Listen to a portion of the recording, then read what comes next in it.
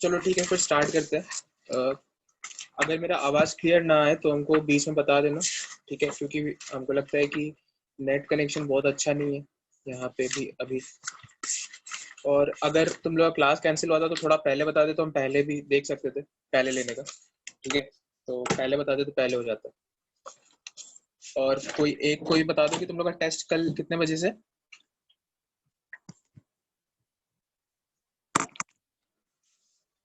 कोई बताना चाहेगा?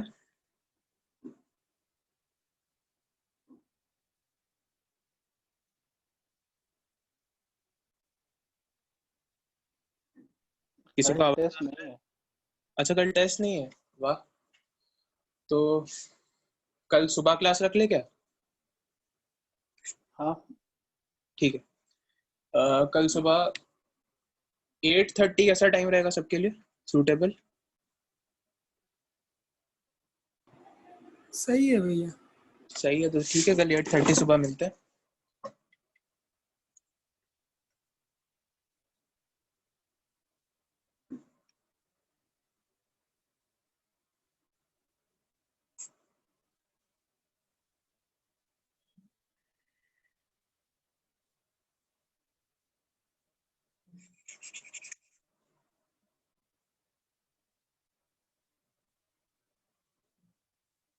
चलो ठीक है, तो शुरू करते हैं। आज देखो, हमको क्या तुम लोगों को बताना था, आज हमको तुम लोगों को सिलिकॉन से बताना था, ठीक है। और सिलिकॉन्स के साथ साथ, एक मिनट,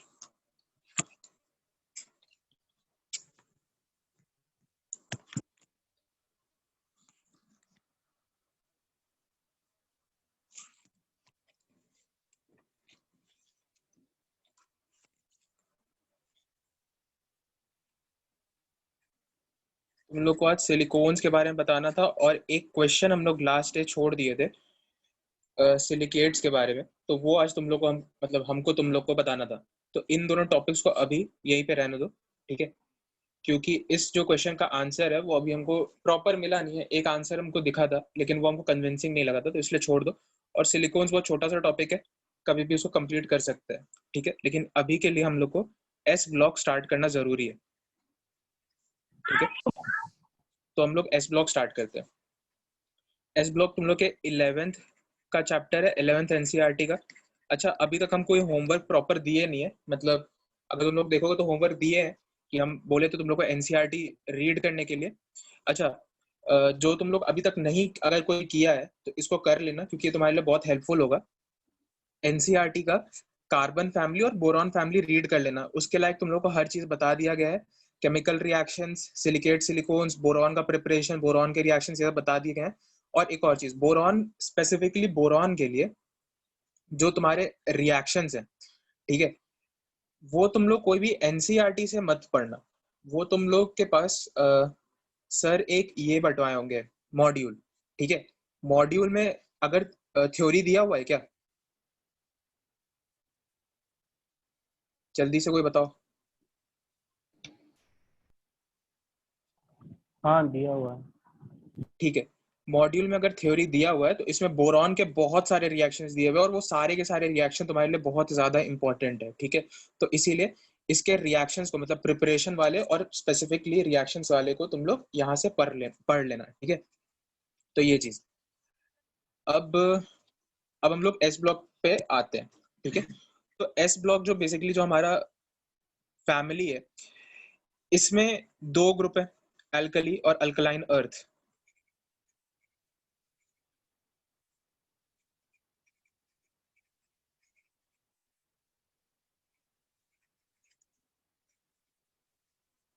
ठीक है, एल्कली मेटल्स बेसिकली हम लोग जो फर्स्ट ग्रुप है ना अपना, lithium, sodium, potassium, rubidium, caesium, ये हो गया हमारा एल्कली।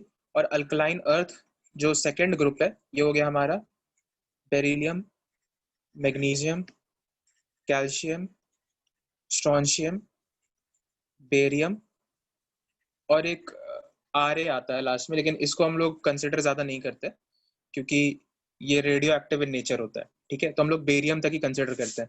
अगर ये तुम लोग को याद करना, हमको तो लगता है तुम लोग को पता होगा, ठीक है। अगर नहीं पता है तो हम बता देते हैं मतलब फर्स्ट ग्रुप के लिए अगर इसको याद करना है तो तुम लोग ऐसे याद रख सकते हो, ऊपर में हाइड्रोजन होता है, लेकिन हाइड्रोजन को भी हम लोग नहीं मानते क्योंकि ये मेटल है, नॉन मेटल है, इसके बारे में अभी ज्यादा पता नहीं है, लेकिन बस फर्स्ट ग्रुप में ऐसे ही डाल दिए। ये तुम लोग पीरियोडिक टेबल पढ़े हो तो तुमको पता होगा इसके बारे में, ठीक है। तो इसीलिए इसको पूरा याद करने का तरीका है ली ना की रब से फरियाद, ठीक है। और सेकंड ग्रुप का है बेटा मांगे कार स्कूटर बाप राजी, ठीक है। ये तुम लोग को याद होगा, अगर नहीं याद है तो बता दो, हम इसको लिख देते हैं, ठीक है। मोस्ट प्रोबेबली तुम लोग को याद होगा। अब एल्कली और अल्कलाइन अर्थ मेटल में क्या इंपॉर्टेंट है, तो इसमें सबसे पहले तो देखो, अब आज के ट्रेंड के हिसाब से अगर देखा जाए तो तुम लोग से एस ब्लॉक से बहुत ज्यादा क्वेश्चंस नहीं आते हैं, ठीक है। एस ब्लॉक से बहुत ज्यादा क्वेश्चन नहीं आते क्योंकि मैक्सिमम टाइप के क्वेश्चंस पूछे जा चुके हैं, और इस चैप्टर में कोई भी ऐसा बहुत मतलब अच्छा क्वेश्चन बनता भी नहीं है इस चैप्टर से अब, क्योंकि सब पूछे जा चुके हैं, ठीक है। तो इसमें अगर जेई मेंस का पॉइंट ऑफ व्यू से अगर देखा जाए तो दो तीन चीजें जो हमको बहुत ज्यादा इंपॉर्टेंट लगता है, एक है हार्डनेस ऑफ वाटर, ये चीज ये पूरा रटने वाला है, इसको देख सकते हो तुम लोग, एनसीईआरटी में ही गिवन है 3-4 मेथड, टेम्परेरी हार्डनेस हटाने का और एक परमानेंट हार्डनेस हटाने का, ठीक है। और दूसरा जो होता है ये होता है सीमेंट, ये भी पूरा याद रखने वाला है, इसमें भी क्या क्या बातें याद रखने वाली है वो तुमको हम बता देंगे, ठीक है। तो ये दोनों जो चीज है ना, इसको बहुत ज्यादा एक्सप्लोर नहीं किया गया है, तो इसीलिए इसको हम लोग याद रखेंगे, ठीक है। इसके बाद जो सीक्वेंस होगा हम लोग का पढ़ने का, ये होगा कुछ फिजिकल प्रॉपर्टीज प्लस कुछ केमिकल प्रॉपर्टीज, क्योंकि बहुत ज्यादा केमिकल प्रॉपर्टीज है नहीं, मतलब केमिकल रिएक्शंस है नहीं, ठीक है। तो शुरुआत करते हैं, क्योंकि तुम लोग एक बार इसको पढ़ ही चुके हो तो हम सबसे पहले मेन मेन पॉइंट से स्टार्ट करते हैं, ठीक है। एल्कली मेटल्स के लिए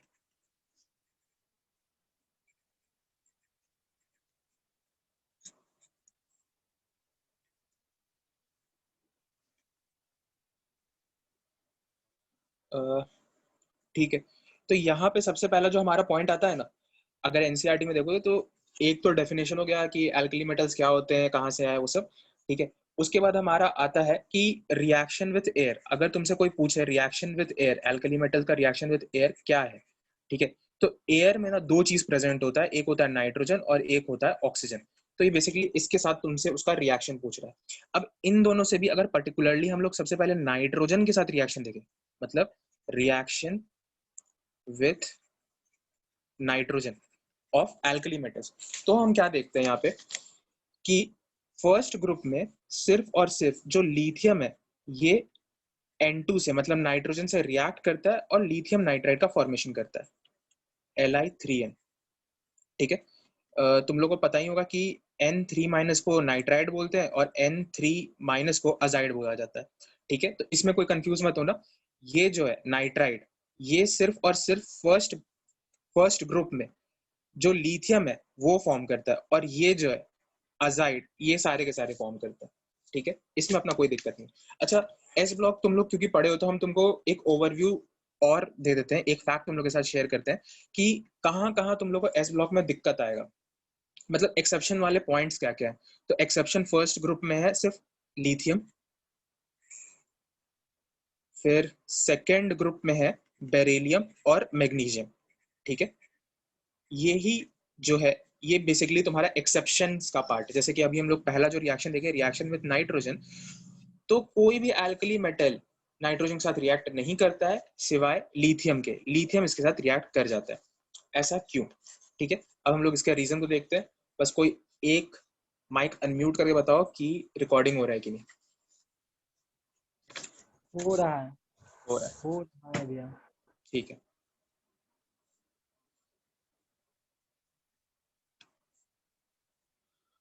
तो रिएक्शन विथ लिथियम, तो बेसिकली क्या होता है ना कि लिथियम बहुत ही एक छोटा सा एलिमेंट होता है जिसका चार्ज बाय साइज का जो रेशियो है वो थोड़ा ज्यादा हो जाता है।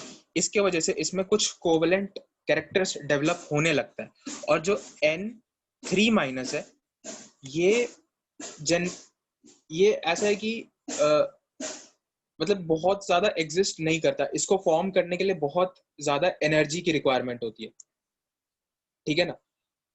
और इस एनर्जी को मतलब ये फॉर्म हो जाए, इसे कंपनसेट करने के लिए जो एनर्जी है वो सिर्फ लिथियम ही प्रोवाइड करा सकता है, लिथियम के आयनाइजेशन एनर्जी है, मतलब लिथियम Li प्लस एक इलेक्ट्रॉन बनाने में जो एनर्जी लग रहा है वो ही कंपनसेट कर सकता है नाइट्रोजन को N3- में कन्वर्ट कराने के लिए। अब देखो, नाइट्रोजन को N3- में कन्वर्ट कराने के लिए हम लोग को क्या क्या करना होगा। सबसे पहले तुम लोग को इसके गैसियस फेज, चलो मान लेते हैं N2 गैस ही है, तो इस इधर से हम लोग को इसको एटमाइज करना होगा 2 नाइट्रोजन, मतलब बेसिकली एटम के फॉर्म में। ठीक है, अब इसके बाद ये एक इलेक्ट्रॉन एक्सेप्ट करेगा, मतलब एक नाइट्रोजन एक इलेक्ट्रॉन एक्सेप्ट करेगा और N- बनाएगा। ठीक है, और फिर मतलब सेकंड इलेक्ट्रॉन गेन होगा, फिर थर्ड इलेक्ट्रॉन गेन होगा, तो इस तरीके से N3- बनेगा। तो यहाँ पे जितना भी एनर्जी है इसका टोटल समेशन होगा यहाँ पे डेल एच रिएक्शन। तुम लोग होपफुली थर्मोडायनेमिक्स पढ़ चुके होगे अभी तक, तो तुमको ये बात पता होगा कि ये टोटल जो हेस लॉ का जो पूरा पाथ है ये डेल एच रिएक्शन के बराबर होगा। और यहाँ पे सिर्फ लिथियम ही का आयनाइजेशन एनर्जी को कंपनसेट कर पाता है, इसीलिए जो कंपाउंड फॉर्म हो पाता है ये है Li3n। ठीक है, हालांकि ये थ्योरेटिकल बात है, फैक्ट तुमको बस याद होना चाहिए कि लिथियम सिर्फ और सिर्फ नाइट्राइड बनाता है। ठीक है, अब सोडियम क्यों नहीं बनाता? तो सोडियम इसलिए नहीं बनाता क्योंकि जो सोडियम से सोडियम प्लस बनेगा और एक इलेक्ट्रॉन रिलीज होगा, तो इसका इलेक्ट्रॉन जो आयनाइजेशन एनर्जी है वो कम है, और डाउन द ग्रुप जाएंगे तो आयनाइजेशन एनर्जी और घट जाएगा, तो इसके लिए बाकी कंपनसेट उस एनर्जी को नहीं कर पाता है, और लिथियम के केस में हो जाता है। लिथियम के केस में डेल एच नेगेटिव आ जाता है पूरे रिएक्शन का। ठीक है, इसमें हमें कोई दिक्कत नहीं है। अब ये तो हो गया हमारा फर्स्ट ग्रुप का रिएक्शन विथ नाइट्रोजन। अब रिएक्शन ऑफ नाइट्रोजन ही देख रहे, तो हम लोग एल्कलाइन अर्थ मेटल्स का भी देख लेते हैं साथ ही साथ।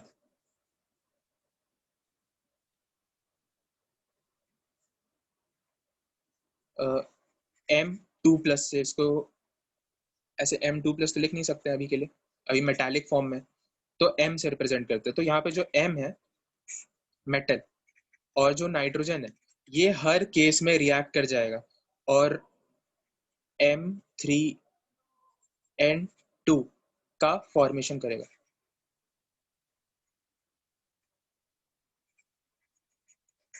ठीक है,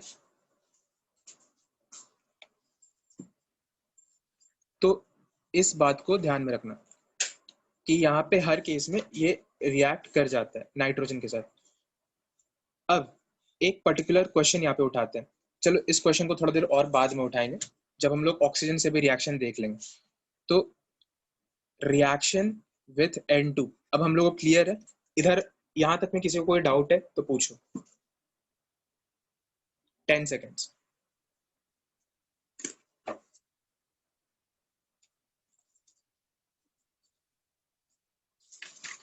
किसी को कोई डाउट नहीं है? ठीक है, तो हम लोग आगे बढ़ सकते हैं। ठीक है, इसके आगे हम लोग देखेंगे रिएक्शन विथ ऑक्सीजन, क्योंकि हम लोग कहाँ से अगर हम लोग स्टार्ट किए, अगर तुम लोग उस चीज को देखोगे तो हम लोग एयर के साथ रिएक्शन बेसिकली अपना स्टडी कर रहे थे। ठीक है, तो एयर में दो चीज थे, N2 और O2। N2 के साथ हमने पढ़ा, अब O2 के साथ हमें पढ़ना है। ठीक है, तो रिएक्शन विथ O2 ये थोड़ा सा अच्छा चीज है, इसलिए इसको थोड़ा और ध्यान से सुनना। ठीक है, क्योंकि इस पे जेई मेंस अभी भी सवाल पूछ लेता है, जेई एडवांस में भी शायद 19 में ही मेरे ही टाइम पे एक क्वेश्चन आ गया था, तो इसको सुन लो थोड़ा ध्यान से। सबसे पहले एल्कली का, क्योंकि एल्कली ही इसमें इंपॉर्टेंट है।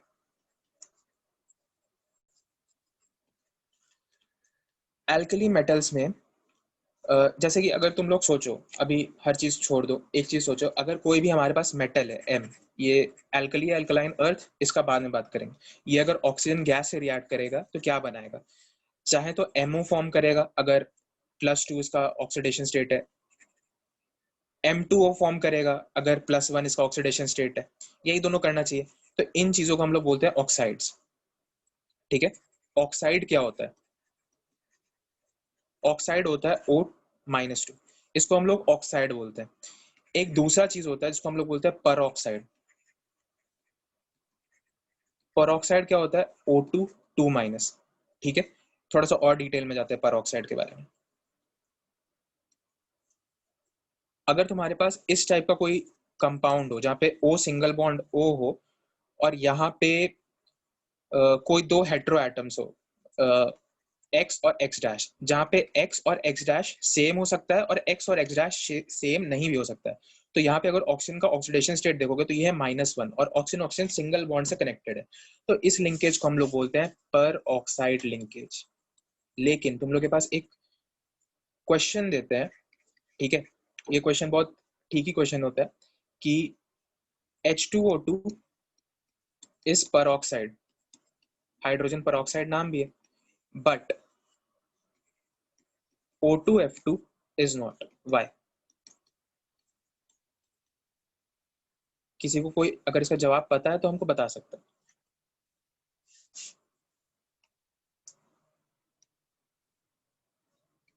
और किसी को ना पता हो ऐसा हमको उम्मीद नहीं है।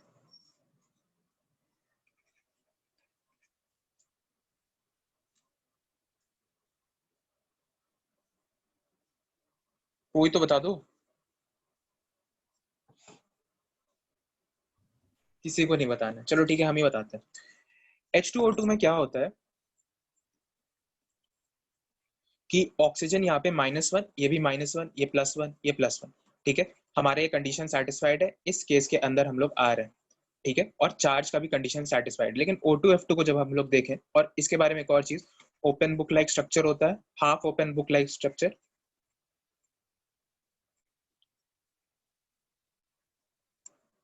बनाना भी तुम लोग को आता ही होगा। और O2F2 के बारे में देखा जाए तो ये भी half open book like structure ही होता है, लेकिन यहाँ पे जो ऑक्सीजन फ्लोरीन है इसका इलेक्ट्रोनेगेटिविटी ऑक्सीजन से ज्यादा है, इसकी वजह से यहाँ पे -1, यहाँ +1, यहाँ +1 और यहाँ -1 का चार्ज आता है, जिसके वजह से जो हमारा चार्ज का कंडीशन है ये तो सेटिस्फाई नहीं कर रहा है, इसके लिए इसको हम लोग पेरोक्साइड नहीं कहते। सो O2F2 is not a peroxide. ये सवाल जेईई एडवांस में किसी एक साल आ रखा है, तो इसलिए ये जरूरी था, ठीक है। अब यहाँ पे अगर हम लोग यहाँ पे तीसरा इसका कैटेगरी देखें, ऑक्सीजन के साथ ऑक्सीजन किस तरीके से रिएक्शन करता है, तो तीसरा होगा, इसको हम लोग बोलते हैं सुपर ऑक्साइड, ठीक है। अब ये सुपर ऑक्साइड क्या होता है, तो इसको हम लोग कहते हैं O2-1, ठीक है, इसको हम लोग कहते हैं सुपर ऑक्साइड। इसमें भी किसी को कोई दिक्कत नहीं होगा, इतना तुम लोग सुन चुके हो, कम से कम बस इतना इंटरेक्शन रखो कि हमको पता रहे कि तुम लोग का लेवल क्या है, क्योंकि तुम्हारा चेहरा दिख नहीं रहा है तो हमको जो जो चीज इंपॉर्टेंट लग रहा है हम सब चीज बता रहे हैं। अगर तुम लोग बताओगे कि भैया ये आता है हमको, तो हम वो सब चीज को स्किप कर पाएंगे और जल्दी हमारा सिलेबस खत्म होगा, काम आसान होगा, ठीक है। तो बस इतना सा इंटरेक्शन रखो, ठीक है। तो ये चीज है O2-1। अब अब हम लोग देखते हैं कि जब एल्कली मेटल्स के साथ रिएक्शन होता है तो क्या फॉर्म होता है। तो सपोज हमारे पास सभी के लिए देखते हैं, लिथियम, सोडियम, मैग्नीज,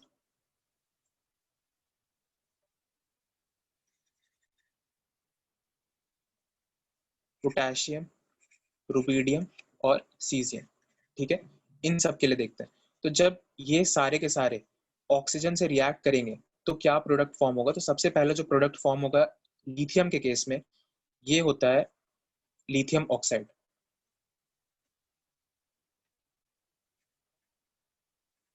बस जो सेकंड केस होता है सोडियम के केस में, ये फॉर्म करता है sodium oxide and sodium peroxide, ठीक है।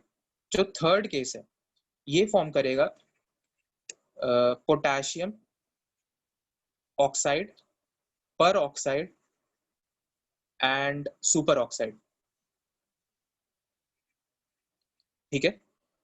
और रुबिडियम और सीजियम जो है ये भी ये तीनों ही फॉर्म करेगा, मतलब ऑक्साइड, पर ऑक्साइड और सुपर ऑक्साइड, ठीक है। ये चीज तुम लोग का सुना हुआ होगा मेरे ख्याल से, नहीं सुना हुआ है तो जल्दी से बता दो, इसके बारे में कुछ और बात कर लेते हैं।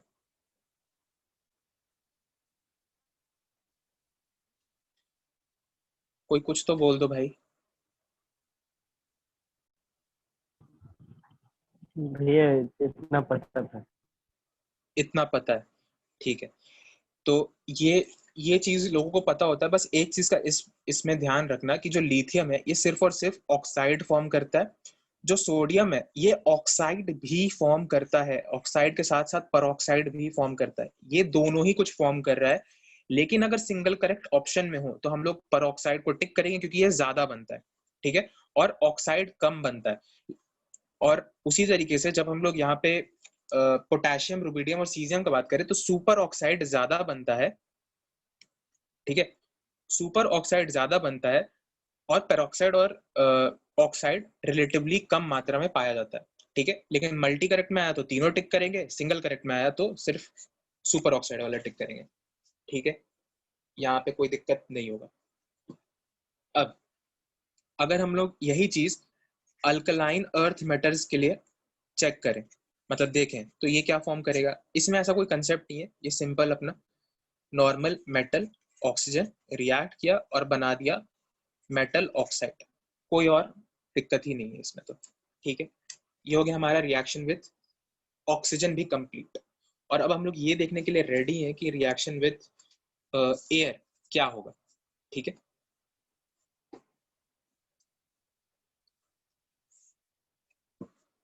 तो यहाँ पे तुम लोग के लिए एक क्वेश्चन थ्रो करते हैं कि मैग्नीशियम, व्हेन मैग्नीशियम रिएक्ट्स, अच्छा चलो थोड़ा सा जे एडवांस का फीलिंग देते हैं, ऐसे तो बोर्ड में लिखा लिखा आता है, magnesium plus air gives A plus B, ठीक है। A further reacts with water to form C and D. C further reacts with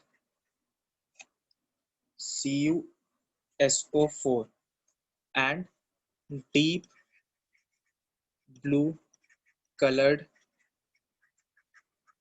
solution is obtained, ठीक है, and this is E. What is A, B, C, D, E? ठीक है, ये तुमसे पूछा जा रहा है,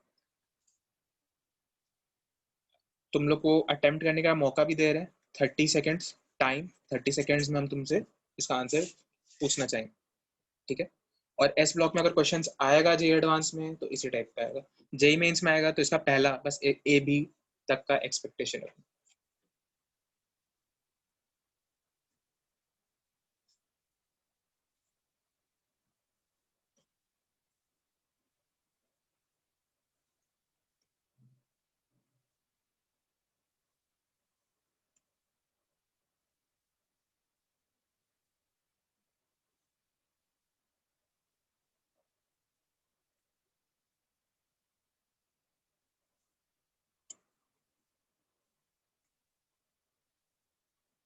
हाँ, तो किसी को कुछ आंसर का अंदाजा या गेस भी करना चाहो तो बताओ, अगर कोई गेस भी कर रहा है तो you are very much ahead than your counter.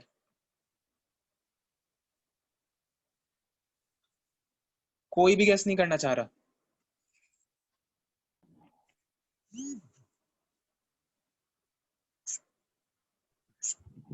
बोलो। भैया अगर ऑक्सीजन के साथ होगा तो एगो बनेगा MgO, हाँ, और तो वही H2O के साथ रिएक्ट करेगा तो H2O के साथ रिएक्ट करेगा ये, तो MgOH4 बनेगा। ठीक है, फिर वो N1 नहीं पता, नाइट्रोजन वाला नहीं पता। इसका CuSO4 के साथ कोई खास रिएक्शन नहीं होता है, मतलब देखने में कुछ इतना मजा नहीं आता है। ये तो अ, ब्लू विड्रॉल है ना। क्या ये CuSO4 ऐसे तो अगर इसको नॉर्मल बस CuSO4 डालेंगे तो ब्लू नहीं होता है, डॉट इसका डॉट जो भी, 5H2 होता हाँ है। हाँ, .5H2 उसके साथ बेसिकली रिएक्शन हो रहा है। लेकिन अगर ये चीज नहीं भी लिखा है तुमको वही चीज समझना है, ठीक है। तो यहाँ से कुछ खास रिएक्शन इसका होगा नहीं, तो इसीलिए हमारा ये जो कंसेप्ट था ये गलत हो गया। कोई और, अब चलो एक ही चीज बचता है, कोई कहना चाहेगा तो जल्दी कह दो। ए मैग्नीशियम नाइट्राइड होगा, फिर सी अमोनिया कॉपर सल्फेट के साथ रिएक्ट करेगा। बहुत सही, ठीक है। कौन बताया, बस अपना शुभ नाम बता दो। मोहन। ठीक है, देखो मैग्नीशियम, इस सवाल को अप्रोच करने का तरीका क्या है? एयर दिया हुआ है, ऑक्सीजन और नाइट्रोजन दिया हुआ है, तो हमें दो चीज के साथ रिएक्शन कराना है। इस चीज को याद कर लो, घोंट लो। आज के बाद से अगर डीप ब्लू कलर दिख गया और रिएजेंट उसमें CuSO4 डल गया, तो एक ही चीज का फॉर्मेशन हो रहा है और वो है स्विट्जर्स रिएजेंट।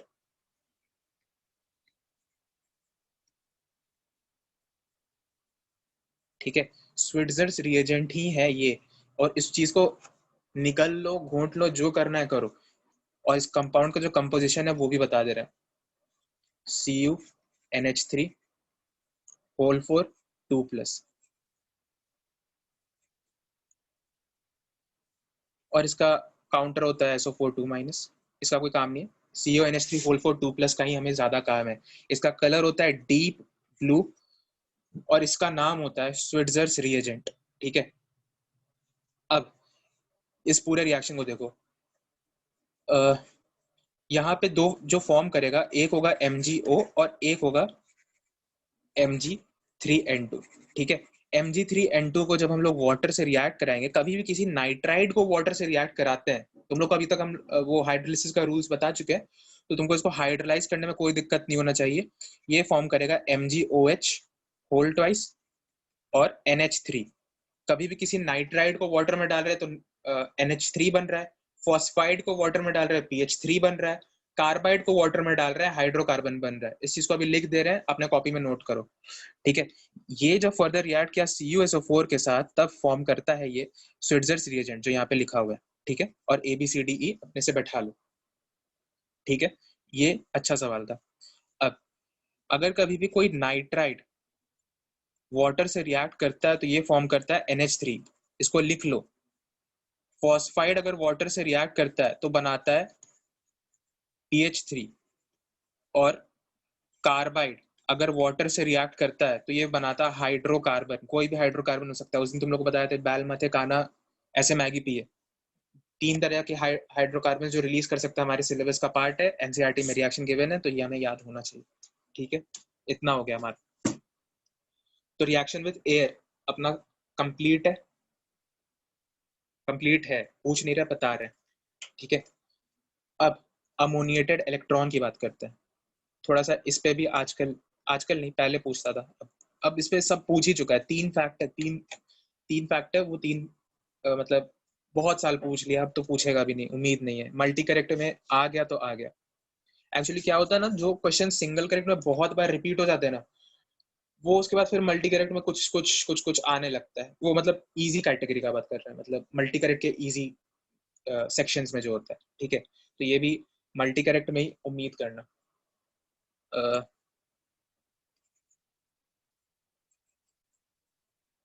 Ammoniated electron. ठीक है, 1 मिनट का गैप रखो, फिर 1 मिनट के बाद स्टार्ट करते हैं।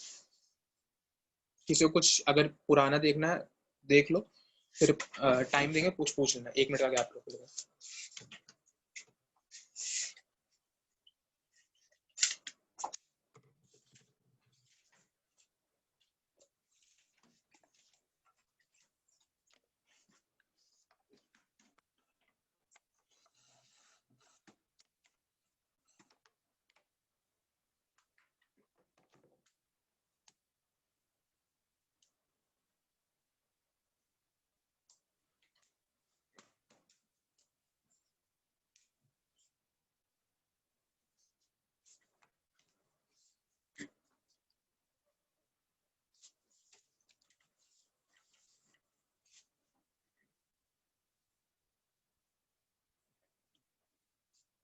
ठीक है, तो 1 मिनट का गैप खत्म। किसी को कुछ पूछना है तो पूछ लो, हमको रोक के। किसी को कुछ नहीं पूछना है। अमोनिएटेड इलेक्ट्रॉन का क्या सीन होता है कि कोई अगर हमारे पास मेटल है, ठीक है, एल्कली या अल्कलाइन अर्थ, अभी दोनों को ही मान के चल रहे हैं। ठीक है, ये जब अमोनिया के इसको अमोनिकल सोल्यूशन में जब हम लोग पुट करते हैं इसको, ठीक है, तो क्या होता है, जो सोल्यूशन होता है वो थोड़ा थोड़ा ब्लू ब्लू दिखने लगता है। ठीक है, थोड़ा थोड़ा ब्लू ब्लू दिखने लगता है। ये क्यों होता है? तो ये अमोनिएटेड इलेक्ट्रॉन की वजह से।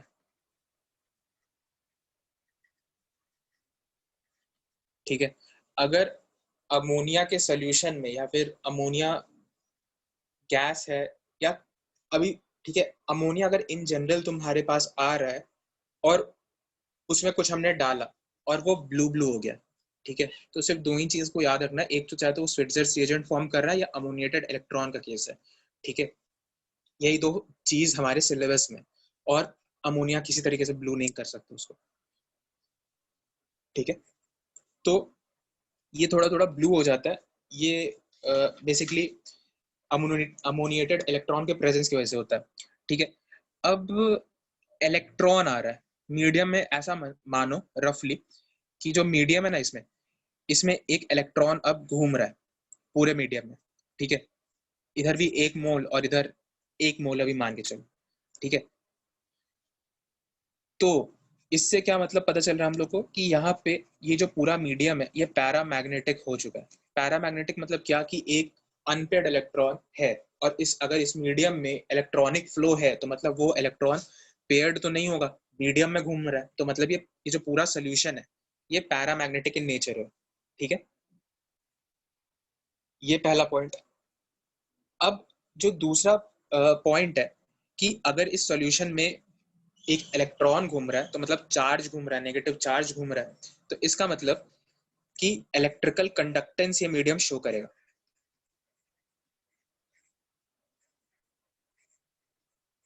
ठीक है। इलेक्ट्रिकल कंडक्टेंस ये मीडियम शो करेगा। जो तीसरा पॉइंट यहाँ पे आता है वो ये है कि अगर हम लोग इसका कंसेंट्रेशन बढ़ा देंगे, मतलब अमोनिया का कंसेंट्रेशन और बढ़ाएंगे, तो क्या होगा कि ये जो ब्लू कलर है ये थोड़ा थोड़ा ब्राउन और ब्रॉन्ज में चेंज हो जाएगा,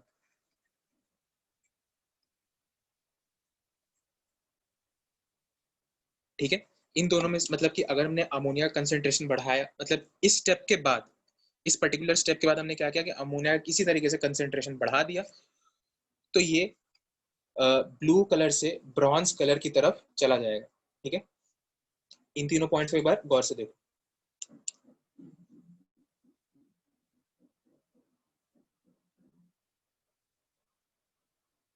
ठीक है। तुम लोग को कोई दिक्कत नहीं इस पॉइंट में। अब एक और पॉइंट बोला जाता है कि ये अगर ब्लू से ब्राउन हो रहा है तो एनसीईआरटी कहता है कि ये जो इलेक्ट्रॉन है ना इसका कपलिंग हो गया है। कपलिंग हो गया तो मतलब पेयरिंग हो गया है, कैसे हुआ छोड़ दो, लेकिन हो गया है, कपलिंग हो गया है, ठीक है। और ये जो पूरा मीडियम है वो डायामैग्नेटिक हो गया, ये बात एनसीईआरटी कहता है। लेकिन अगर तुमसे एग्जाम में एक ऑप्शन डायामैग्नेटिक ना देके ये लिखे कि इट्स पैरामैग्नेटिज्म डिक्रीजेस,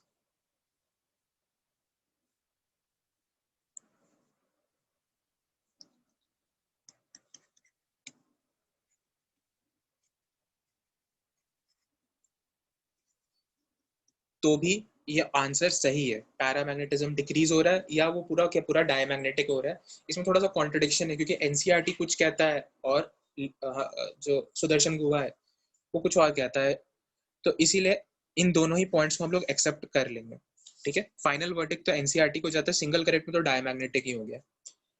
एक और इम्पॉर्टेंट बात,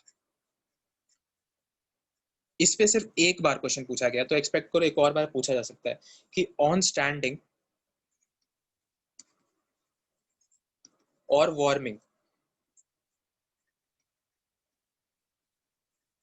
ये जो हमारा अमोनिएटेड इलेक्ट्रॉन का सोल्यूशन था ये हाइड्रोजन गैस रिलीज करता है और सोडियम अमाइड का फॉर्मेशन करता है NaNH2, ठीक है। ये चीज इंपॉर्टेंट नहीं है, ये चीज इंपॉर्टेंट है, ठीक है।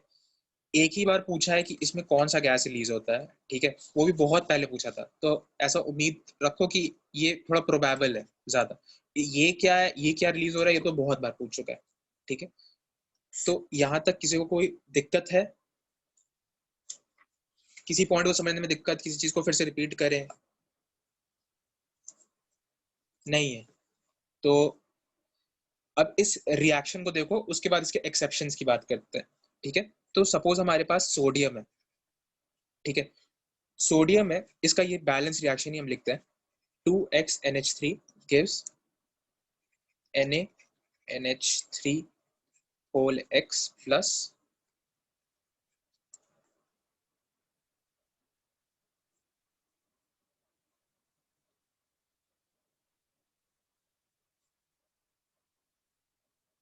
ठीक है, ये इसका बैलेंस्ड इक्वेशन है। तुम लोग का ऑर्गेनिक केमिस्ट्री में रिडक्शन हो चुका है क्या? ऑक्सीडेशन रिडक्शन का एक पार्ट होता है रिडक्शन।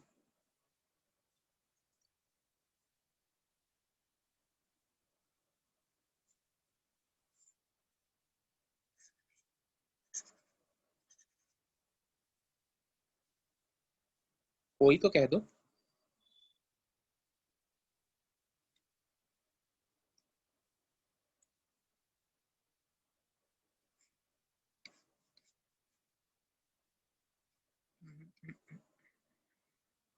शिवम अनम्यूट हो जाओ। हाँ भाई। ऑक्सीडेशन रिडक्शन का रिडक्शन हो गया है? हाँ हो गया। अरे भाई तो बता देना था ना, तुम लोग बोलते नहीं, हमको लगा कि मेरा कनेक्शन टूट गया है। ठीक है, आज की मीटिंग के लिए कोई भी मेरा क्वेश्चन होगा ये सब से रिलेटेड तो शिवम तुम आंसर करोगे, ठीक है? अब से अगर कोई प्रॉपर रिस्पॉन्स नहीं होगा हम रिकॉर्डिंग बंद कर देंगे।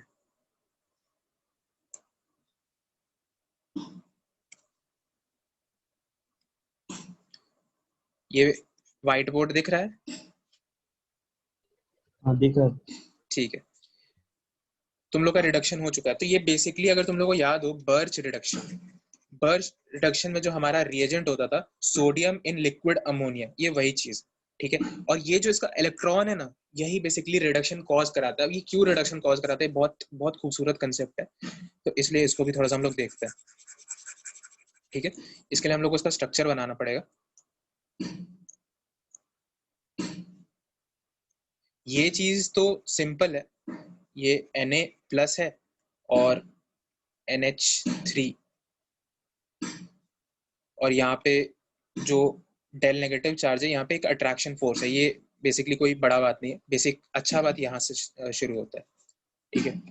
तो यहाँ देखो, इलेक्ट्रॉन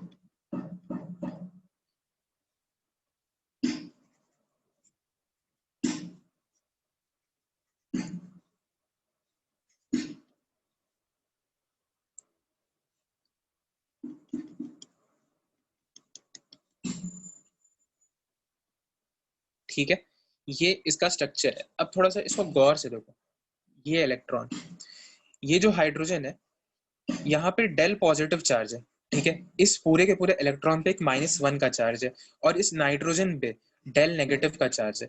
तो अगर तुम लोग थोड़ा सोचो तो तुम लोग को ऐसा लगेगा कि ये जो हाइड्रोजन है ये तो यार इस इलेक्ट्रॉन के साथ ज्यादा खुश रह सकता है, ठीक है? ये इस इलेक्ट्रॉन के साथ ज्यादा खुश रह सकता है क्योंकि यहाँ पे डेल प्लस और -1 का अट्रैक्शन है। तो कूलम्बिक फोर्स के अकॉर्डिंग क्या हो गया, डेल प्लस इंटू 1, और यहाँ पे डेल प्लस डेल माइनस का अट्रैक्शन है, ठीक है? तो डेल प्लस डेल माइनस, तो इसका मतलब कि ये अट्रैक्शन फोर्स ज्यादा है, तो इस हाइड्रोजन को तो यहाँ से निकल के हाइड्रोजन गैस रिलीज कर देना चाहिए था, लेकिन ऐसा होता नहीं, ऐसा नहीं होता है।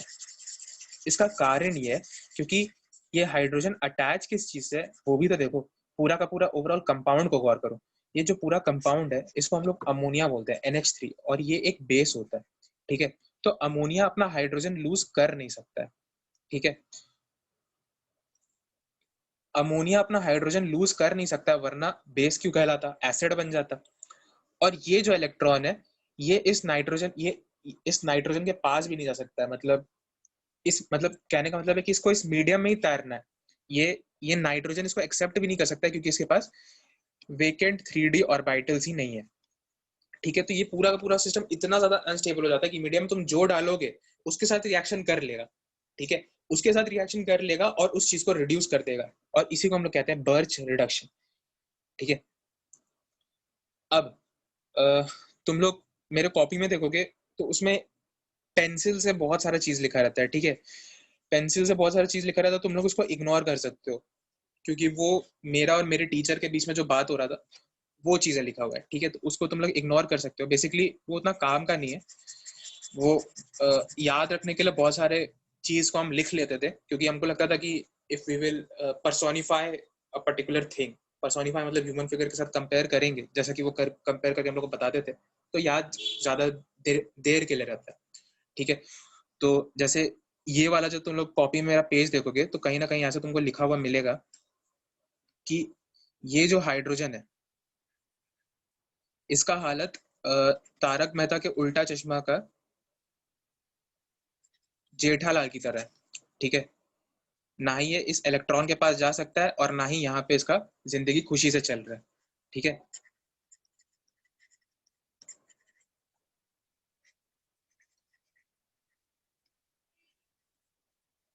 ठीक है, तो ना ही ये इलेक्ट्रॉन के साथ जा सकता है और ना ही अपना अपने मतलब नाइट्रोजन के साथ ही खुश रह सकता है, ठीक है। तो ये इस टाइप की बातें तुम लोग को देखने को मिल जाएंगी। अगर तुम लोग चाहते हो वो सब बता दें तो कोई दिक्कत नहीं है, हमको हम बता सकते हैं, ठीक है। खैर वो सब तुम लोग के लिए बहुत ज्यादा इंपॉर्टेंट नहीं है, जो क्योंकि तुम लोग को हम बेसिकली रीजन दे दे के बता रहे हैं। तो जैसे अगर मेरा मेरा मानो तो इनऑर्गेनिक केमिस्ट्री पूरा एक एक तरीके से रटंत विद्या है, ठीक है। रटंत विद्या, तो उसको हम लोग को बेसिकली याद रखना है। अगर हम लोग इनऑर्गेनिक केमिस्ट्री में भी लॉजिक खोजने लग गए, ठीक है, तो इनऑर्गेनिक केमिस्ट्री का जो प्योर एसेंस है ना जेई के एग्जाम में, वो लॉस्ट हो जाएगा। वो ऐसा इसलिए क्योंकि पेपर में जब तुम्हारे पास 25 सवाल रहेंगे करने को, ठीक है, जिसमें से 20 ऑब्जेक्टिव, 5 न्यूमेरिक रहेंगे। 5 न्यूमेरिक में से भी एक सवाल का एक्सपेक्टेड आपको केमिकल बॉन्डिंग से आना है, ठीक है। थोड़ा सा टाइम लग रहा है, लोन पेयर गिनवा देगा, बॉन्ड पेयर्स गिनवा देगा, कुछ करवा देगा, ठीक है। तो इसको हटा दो, इसको 3 से डिवाइड करते तो ऑलमोस्ट आ गया 6, ठीक है। 6 6 6 और एक एक एक दोनों में किसी सब्जेक्ट में इंक्रीज होगा, तो वो एक्सपेक्ट रखो कि इनऑर्गेनिक केमिस्ट्री को ही 8 करेगा। क्योंकि जो एग्जामिनर होता है ना बहुत हरामी होता है, उसको पता है कि लोगों को इनऑर्गेनिक केमिस्ट्री याद नहीं हो रही है, ठीक है। तो वो उसी चीज को 8 करता है जिसको वो जानता है कि लोगों को उस चीज में दिक्कत है, और फैक्ट्स वो एनसीईआरटी से देगा। और हर चीज के लिए अगर हम लोग एक लॉजिक याद रखेंगे, एक चीज सोचने लगेंगे कि इसका रीजन क्या हो सकता है, तो पक्का उस जगह कंफ्यूज हो जाएंगे। इसलिए हम लोग को पिन पॉइंटेड फैक्चुअल बेसिस पे स्टडी करना ज्यादा इंपॉर्टेंट होता है, ठीक है। तो इसीलिए हमको लगता था कि इनऑर्गेनिक केमिस्ट्री में logics is just to satisfy जो जो लोग 11th और 12th में होते हैं ना, उन लोग को सिर्फ समझाने के लिए, बेवकूफ बनाने के लिए लॉजिक जैसा कुछ टर्म डिफाइन कर दिया गया है। लेकिन ऐसा एक्चुअली में ऐसा कुछ होता नहीं है, ठीक है। बस हम लोग को याद रखना है चीजों को, ठीक है। वरना जब मेटलर्जी पढ़ोगे तो इतना लॉजिक ही पता चलने करने चले जाओगे कि उसका आगे कोई काम ही नहीं पड़ेगा, ठीक है। क्या बैक टू द गेम, इसका एक्सेप्शन क्या है अमोनिएटेड इलेक्ट्रॉन का।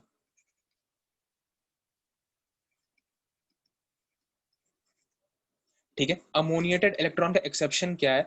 तो अगर हम लोग ग्रुप 1 में देखें तो सारे के सारे अमोनिएटेड इलेक्ट्रॉन देते हैं। इसका मतलब सारे के सारे जो कंपाउंड्स है, जो मेटल्स है, वो ब्लू कलर का सोल्यूशन देते हैं, और जितने भी तुमको पॉइंट्स लिखवाए वो सारे के सारे फॉलो करते हैं। ग्रुप 2 में यहाँ पे एक्सेप्शन है, और ग्रुप 2 में यहाँ पे कौन सा एक्सेप्शन है, तो हमारा बेरिलियम है और लिथियम, सॉरी मैग्नीशियम, ठीक है। बेरिलियम और मैग्नीशियम यहाँ पे हमारा एक्सेप्शन है। क्यों? क्यों तो वही भाई, आयनाइजेशन एनर्जी का खेल है, क्योंकि आयनाइजेशन एनर्जी इन लोग के लिए ज्यादा है, चार्ज बाय साइज रेशियो कम है, तो इसीलिए। खैर, ये दोनों एक्सेप्शन देता है और ये दोनों ब्लू अमोनिएटेड सोल्यूशन नहीं देता है, ठीक है। मुद्दा ये, जहाँ पे लोग कंफ्यूज होते हैं वो भी तुम लोग को बात बता देते हैं कि जो लिथियम होता है और मैग्नीशियम होता है, ये डायगोनल रिलेशनशिप शो करता है। तो ऐसा बोला जाता है कि जो प्रॉपर्टी लिथियम शो करेगा वो प्रॉपर्टी सोडियम मैग्नीशियम भी शो करेगा, और जो प्रॉपर्टी मैग्नीशियम शो करेगा वही प्रॉपर्टी लिथियम भी शो करेगा। लेकिन ऐसा हर जगह नहीं है, और उसका भी जो एक्सेप्शन है वो यहाँ पे तुम लोग को देखने को मिल रहा है, वो है अमोनिएटेड इलेक्ट्रॉन का टेस्ट। ऐसा सेम एक्सेप्शन तुम लोग को देखने को मिलेगा जब हम लोग पढ़ेंगे फ्लेम टेस्ट, अभी पढ़ेंगे, ये चीज देखने को मिला। और जब हम लोग पढ़ रहे थे रिएक्शन विथ नाइट्रोजन, तो भी हम लोग को ऐसे ही एक एक्सेप्शन देखने को मिला था, ठीक है। तो ये जो डायगोनल रिलेशनशिप है ना, ये बेसिकली कहाँ पे काम आता है, तो बेसिकली थोड़ा थोड़ा साइज प्रिडिक्ट करने में काम आता है। और जब हम तुमको साइज याद रखना बताएंगे तो तुमको इस डायगोनल रिलेशनशिप का भी कोई मतलब नहीं रह जाएगा, ठीक है। ये भी तुम्हारे लिए एक रिडंडेंट कंसेप्ट बन जाएगा, और उस समय तुमको बताएंगे the power of remembering things, ठीक है। और वहां पे ऐसा ऐसा चीज दिखाएंगे जहाँ पे लॉजिक तितर बितर हो जाता है और कुछ पता भी नहीं चलता है चल क्या रहा है, ठीक है। तो साइज के ऑर्डर पे आने से पहले हम लोग पढ़ेंगे फ्लेम टेस्ट।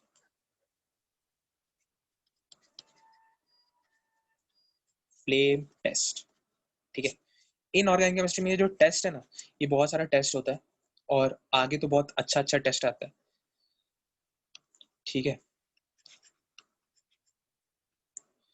तो शुरू करते हैं। बेसिकली हमारा ये कैंडल है, मोमबत्ती, मोमबत्ती का ये आग, ठीक है। जो अंदर वाला आग है, ठीक है, बोलते हैं ना अंदर से आग निकल रहा है, तो इसको ये होता है रिड्यूसिंग फ्लेम। रिड्यूसिंग फ्लेम क्यों होता है? क्योंकि यहाँ पे जो सूटी पार्टिकल्स हैं वो थोड़ा ज़्यादा देखने को मिलता है हमें, और बाहर में जो है इसको बोलते हैं ऑक्सीडाइजिंग फ्लेम, ठीक है। ये क्यों बता रहे हैं? क्योंकि हम लोग आगे एक और टेस्ट पढ़ेंगे, वो होता है चारकोल कैविटी टेस्ट। उसमें ये ऑक्सीडाइजिंग फ्लेम और रिड्यूसिंग फ्लेम वाला जो चक्कर है वो काम में आता है। उसमें हम लोग को हर में याद रखना होता है कि ऑक्सीडाइजिंग फ्लेम में कौन सा कलर आ रहा है, रिड्यूसिंग फ्लेम में कौन सा कलर आ रहा है, ठीक है। और जो तुम लोग को जनरली याद नहीं होता, मतलब किसी को याद नहीं होता है, लेकिन जब हम लोग उसको बात करेंगे तो वहां पे भी कुछ ऐसा बताएंगे जो तुम लोग नहीं भूल पाओगे, तो वो भी तुम्हारा हो जाएगा, ठीक है। खैर यहाँ पे अभी फ्लेम टेस्ट पे हम लोग कंसिडर करते हैं। तो ये हमारा मोमबत्ती पूरे इनऑर्गेनिक केमिस्ट्री भर जलेगा। अब यहाँ पे देखो, फर्स्ट ग्रुप, फर्स्ट ग्रुप को ही देखते हैं, जो है हमारा एल्कली मेटल्स, ठीक है। लिथियम, सोडियम, पोटेशियम,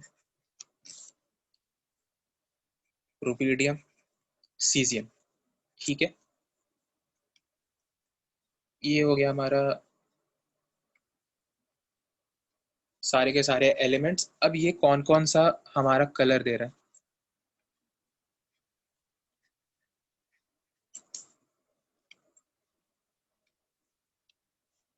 तो जो लिथियम है ये क्रिम्सन रेड देता है,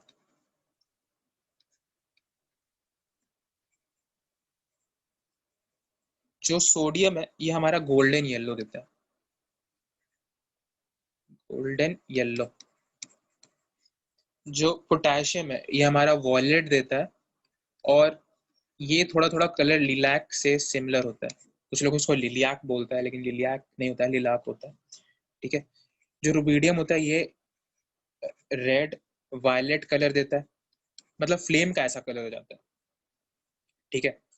और जो सीजियम है ये ब्लू कलर देता है, ठीक है। इतना तुम लोग को याद था, याद है कि नहीं है?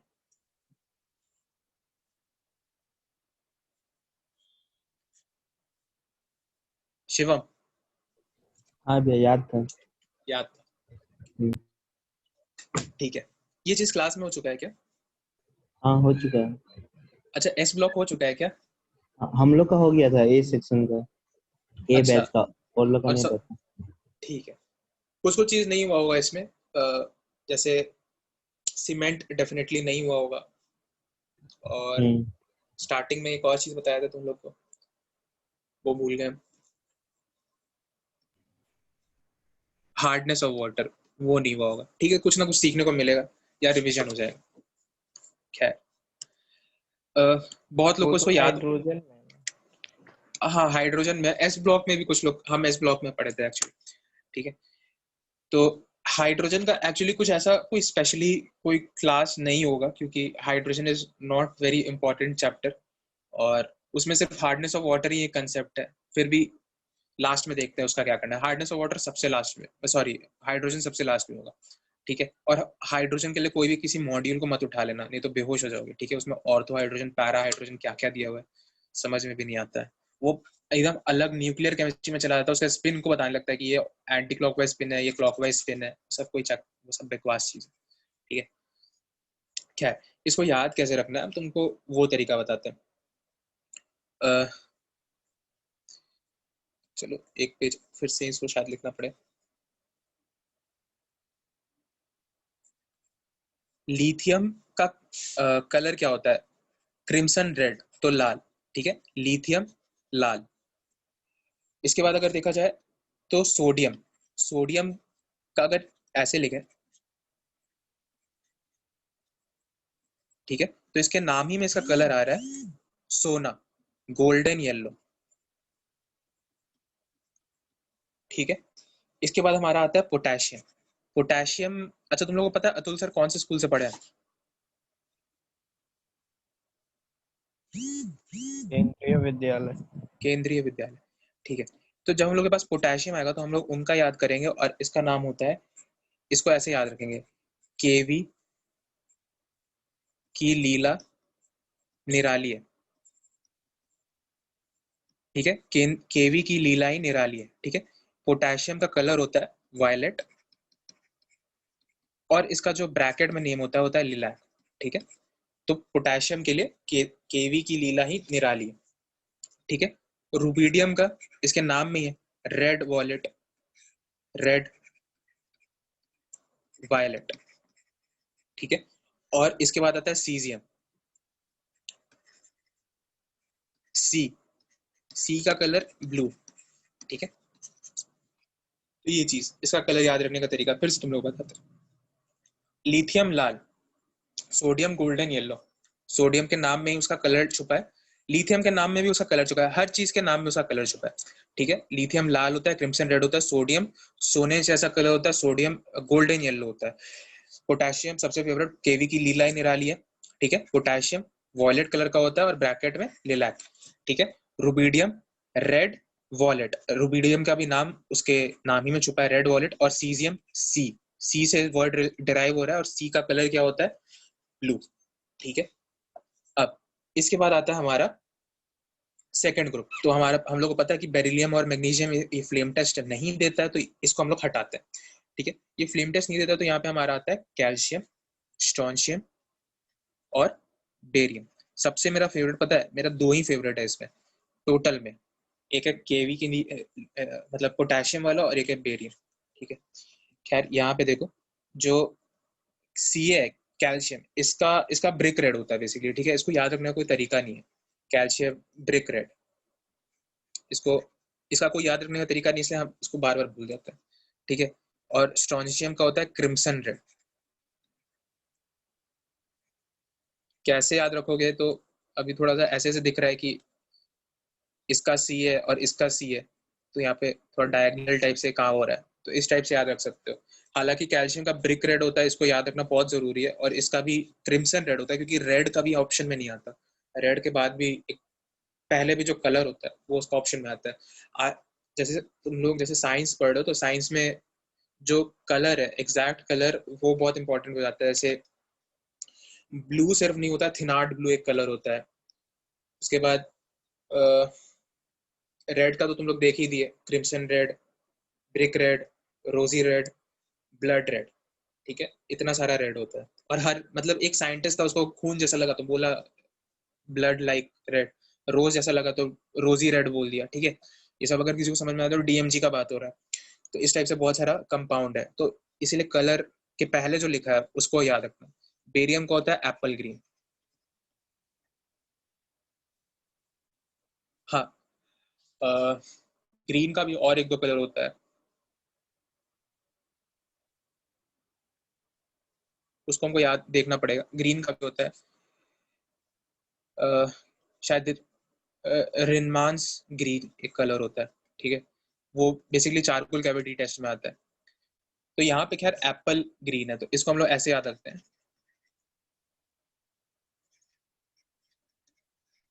बाप जी, ठीक है।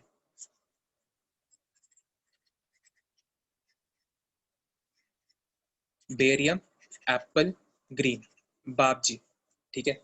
तो इस तरीके से याद रखो, तुम लोग को कलर वाले पार्ट में कभी भी दिक्कत नहीं आएगा। एक आखिरी बार तुम लोग को इसको रिवाइज करा देते हैं। सोडियम की लीलाई निराली होती है, सॉरी, लिथियम लाल होता है, सोडियम का कलर उसके वर्ड में छुपा है गोल्डन येलो, पोटेशियम केवी की लीलाई निराली है, रुबीडियम का आरबी और सीजियम सी ब्लू होता है, ठीक है। और यहाँ पे हमारा दो, यहाँ पे कैल्शियम डायगनल, अगर याद रखना चाहो इस तरीके से तो डायगनली क्रिम्सन रेड, और एक दूसरा जो बच गया वो ब्रिक रेड। और यहाँ पे जो बेरियम है, इसको याद रखने का तरीका बाप जी, ठीक है। तो इस तरीके से तुम लोग याद रख सकते हो। जैसे कैल्शियम लिखा ना, तो इसके नीचे इस टाइप से लिख देना, दो एरो बनाना, इधर लिख देना क्रिम्सन रेड, ठीक है, डायगनली, ठीक है। और यहाँ पे जो कैल्शियम है इधर आ जाएगा हमारा ब्रिक रेड, और कैल्शियम के नीचे क्या होता है स्ट्रॉन्शियम, तो इसका हो जाएगा brick red, sorry crimson red. ठीक है, तो इस तरीके से तुम लोग उसको याद रख सकते हो। बेसिक मुद्दा हम लोग को याद होना चाहिए। कोई पूछने नहीं जा रहा क्यों होता है इसका कलर ऐसा, क्यों होता है। ठीक है, कोई पूछ दे, अच्छा मान लो हम ही पूछ देते हैं इसका कलर ऐसा क्यों होता है, तो क्या आंसर आएगा तुम लोग की तरफ से, कोई आंसर? ये हेल्दी डिस्कशन के माध्यम से पूछ रहे हैं, नो टोंट।